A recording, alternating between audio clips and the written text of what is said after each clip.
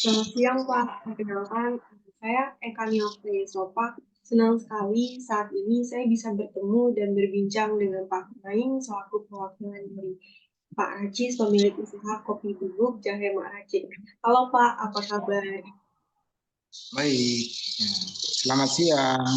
Dan juga eh, terima kasih karena pada kesempatan ini Bapak bisa melakukan wawancara dengan saya. Kita akan masuk ke sesi pertanyaan pertama ya Pak. Boleh Ya, dijelaskan secara singkat usaha kopi Jahe Maracik ini seperti apa? iya, boleh. Selamat siang. Ya, yang pertama cara pembuatan atau pengolahan kopi bubuk Mak Racik ini kami mengolahnya dari sejak tahun ya 2022 di Desa Jajabu. Pengolahannya manual kopi bubuk jahe Maracik ini.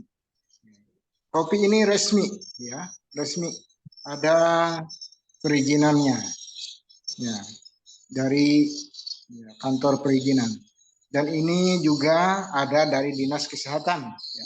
Artinya kopi yang kami buat ini bukan ilegal ya, walaupun kopi ini dibuat di daerah desa terpencil tetapi ya kami tidak sembarangan juga, harus ada surat izinnya gitu. Oke, pertanyaan keduanya Pak, selama ini kan bahan baku pembuatan untuk kopi kopi bubuk Jahe Maracik ini kan didapatnya dari mana? Dari kebun milik pribadi atau membeli dari petani? Oh, ini bukan membeli dari luar, tetapi ini dari kebun pribadi ya, yang milik sendiri, bukan dari luar. Nah, itu.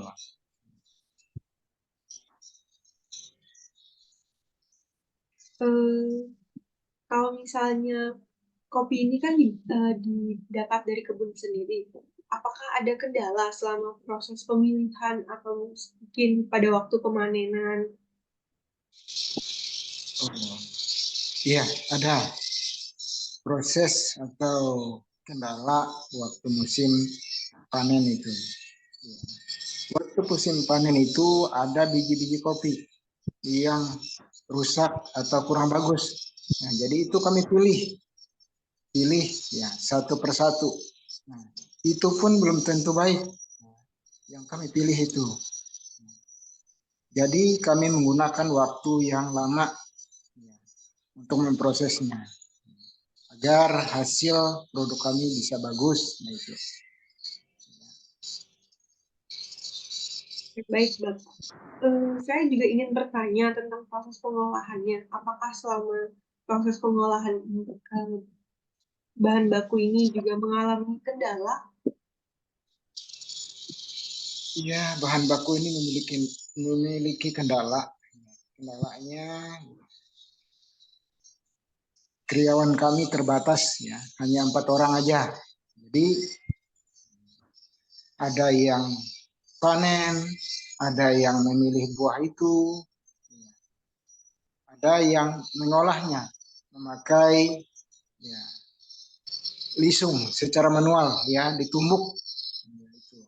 Jadi itu kendalanya. Jadi kendalanya itu karyawan kami itu terbatas, tidak sesuai dengan yang kami harapkan. Jadi sebagian manen, sebagian ya menumbuknya cara ya manual. Nah itu aja di dalam pengolahan kami. Oke, baik, Bapak. Eh, Karena kan proses pengolahannya dilakukan secara manual. Apakah pada proses pengemasannya juga dilakukan secara manual? Proses pengemasannya ya secara manual juga. Tadi karyawannya terbatas ya, hanya ada 4 orang aja. Jadi pengemasan ini kami memakai plastik gula aja. Ya, jadi kadang-kadang plastik ini pun kendalanya terbatas ya, karena desa kami ini jauh dari desa tetangga atau jauh dari kecamatan, kabupaten. Ya. Jadi kami ini apabila cuacanya buruk, kami tidak bisa keluar dari desa kami. Nah, oleh karena apa? Jalan kami belum ada aspal, cuman hanya tanah latrik saja. Itu pun apabila hujan, ya jalan itu licin. Jadi itu menjadi kendala besar bagi kami. Baik. Lalu bagaimana dengan proses pengirimannya? Apakah juga mengalami kesulitan? Karena kan seperti yang Bapak bilang tadi, karyawan Bapak cuma hanya 4.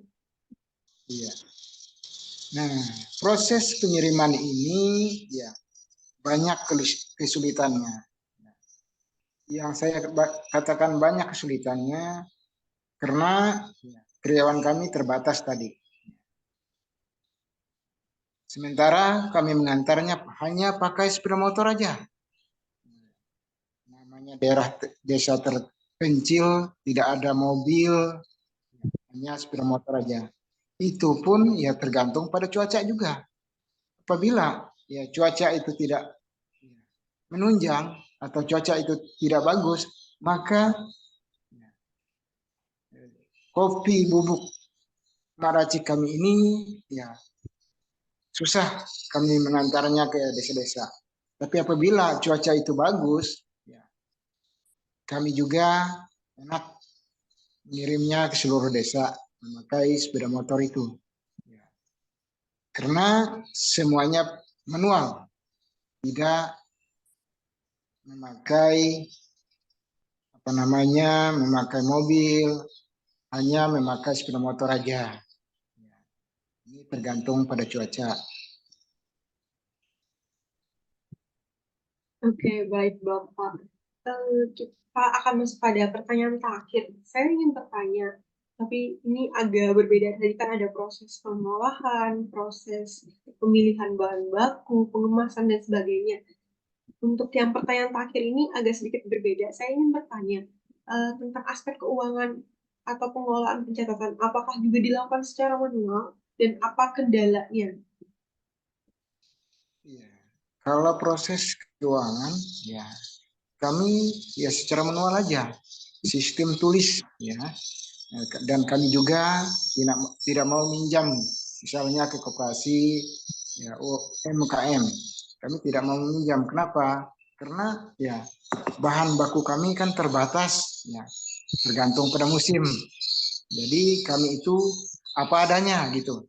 Jadi proses keuangan itu ya sesuai dengan hasil yang kami edarkan ke daerah desa tetangga itu yang kami catat hasil per hari per bulan itu yang kami catat. Jadi kami rasa kalau proses keuangan itu tidak ada kendala. Cuma itu aja. Oke, baik Bapak. Sekian pertanyaan dari saya. Saya ucapkan banyak sekali terima kasih kepada Bapak atas kesempatan dan yang waktu Bapak berikan. Saya menghargai waktu dan wawasan yang baru saya dapat dari penjelasan Bapak. Semoga usaha kopi jahe maracik ini dapat berkembang dan sukses. Terima kasih.